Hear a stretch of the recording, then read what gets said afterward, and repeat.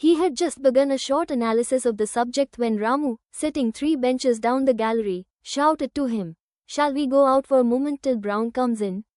"No, why not?" Chandran was irritated. "You can go if you like." "Certainly.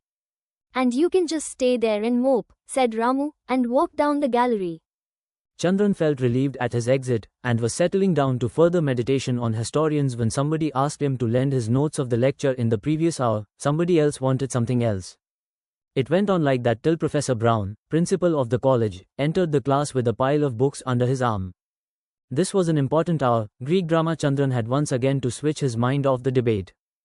At the end of the hour, Chandran went to the library and looked through the catalogue. He opened several shelves and examined the books. He could not get the slightest help or guidance. The subject of the debate seemed to be unique.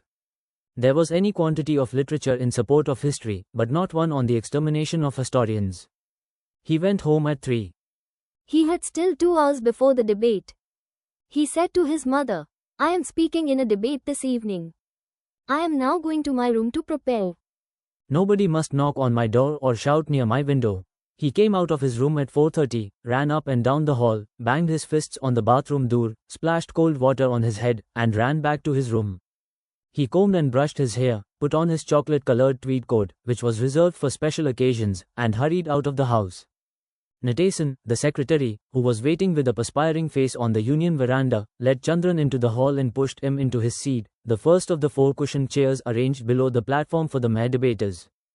Chandran mopped his face with his handkerchief and looked about. The gallery, built to accommodate about 1,000 members of the union, was certainly not filled to overflowing. There were about 50 from the junior classes and a score from the final year classes. Nitesan bent over Chandran's shoulder and whispered, "Good house, isn't it?" It was quite a big gathering for a union debate. A car stopped outside with a roar. The secretary dashed across the hall and returned in a moment, walking sideways, with a feeble official smile on his face, followed by Professor Brown. He led the professor to the high-backed chair on the platform, and whispered to him that he might open the proceedings. Professor Brown rose and announced, "I call upon Mr. H.V. Chandran to move the proposition," and sat down. The audience clapped their hands. Chandran rose, looked fixedly at the paperweight on the table, and began, "Mr.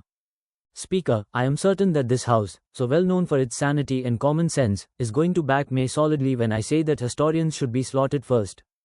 I am a student of history and I ought to know." He went on thus for about 20 minutes, inspired by the applause with which the audience received many of his cynicisms. After that, the prime opposer held the attention of the audience for about 20 minutes. Chandran noted with slight displeasure that the audience received his speech with equal enthusiasm.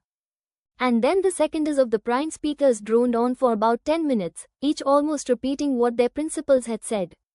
When the speakers in the gallery rose, there was an uproar, and Professor Brown had to ring the bell and shout, "Order, order." Chandran felt very bored.